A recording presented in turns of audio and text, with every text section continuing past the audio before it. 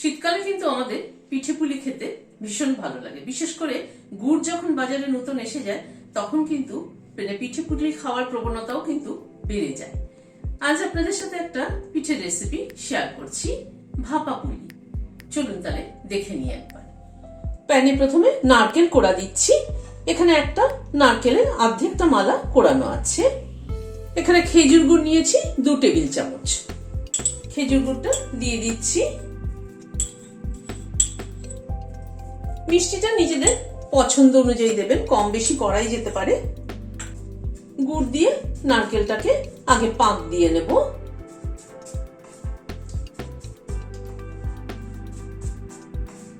গুড়টাকে নারকেলের সাথে মিশিয়ে নিচ্ছি। গ্যাসের ফ্লেমটাকে মিডিয়ামে রেখে প্রায় মিনিট 5 ধরে নারকেলের পুরটাকে নাড়াচাড়া করে নিলাম। এখানে 1 টেবিল চামচ তিল দিয়ে দিচ্ছি।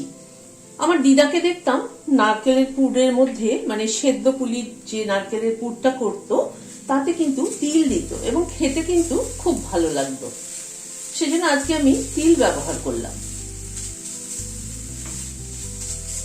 তিলটাকে দিয়ে আবার একটু নাড়াচাড়া করে নিচ্ছি। তিলটাকে দিয়ে আবার মিনিট 2 মতো একটু নাড়াচাড়া করে নিলাম। 2 এলাচ গুঁড়ো করে নিয়েছি, দিয়ে দিলাম।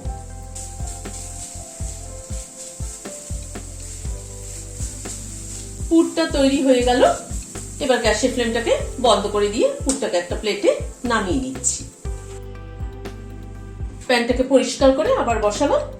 এখানে মেজারিং কাপে 1 কাপ জল মেপে নিয়েছি। জলটা দিয়ে দিলাম।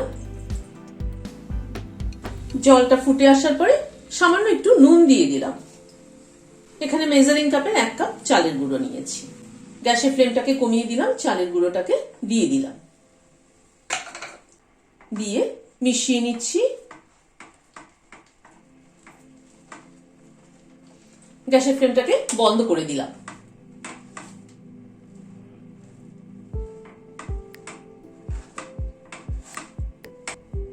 ভালো করে চালের গুঁড়োটাকে মিশিয়ে নিলাম। ঢেকে রাখছি মিনিট 5 জন্য। হাতে একটু ঘি মাখিয়ে নিচ্ছি।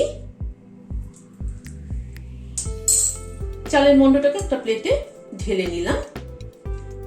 নিয়ে একবার মাখবো।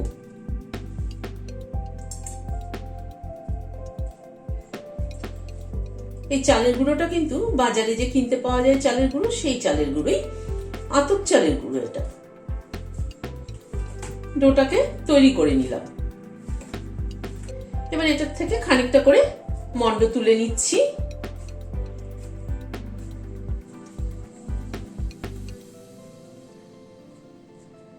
এরকম করে গর্ত করে নিচ্ছি একটা, ফিলিংটা দেওয়ার জন্য।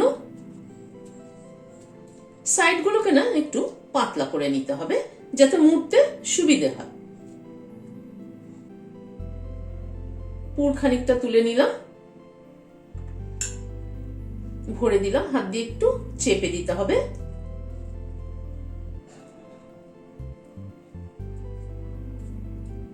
মুখটাকে বন্ধ করে দিচ্ছি।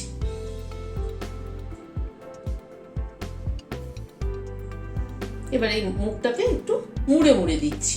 যেভাবে আমরা পুলি তৈরি করি সেভাবেই করে নিচ্ছি। মুখটাকে বন্ধ করে দিলাম। এইভাবে সব পুলিগুলোকে তৈরি করে নিচ্ছি। পুলিগুলোকে তৈরি করে নিলাম। একটা কড়াইতে জল গরম হচ্ছে, একটা স্টিমার বসিয়েছি। এবার পুলিগুলোকে দিয়ে দিচ্ছি স্টিম হওয়ার জন্য। এবার ঢেকে দিচ্ছি। মিনিট 10 মতো স্টিম করে নেব। মিনিট 10 মতো স্টিম হলো। গ্যাসের ফ্লেমটাকে কিন্তু পুরো হাই করে দিয়ে মিনিট 10 স্টিম করেছি। ঢাকনাটা খুলে নিচ্ছি। গ্যাসের ফ্লেমটাকে বন্ধ করে দিলাম। একটা কাঠি ঢুকিয়ে দেখে নিচ্ছি স্টিম হলো কিনা ঠিকঠাক মতো। হ্যাঁ, একদম ঠিকঠাক মতো স্টিম হয়েছে। কাঠি একদম ক্লিন বেরিয়েছে কিন্তু। এবার স্টিমারটাকে বাইরে নামিয়ে রাখছি। ঠান্ডা হলে একটু পরিবেশন করে দিচ্ছি। শীতকালে কিন্তু এরকম ভাপা পুলি ঝোলা গুড় দিয়ে খেতে কিন্তু দারুণ লাগে।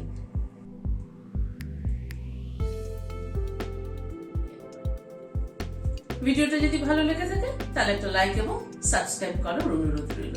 আজ তাহলে এখানে শেষ করছি। নমস্কার।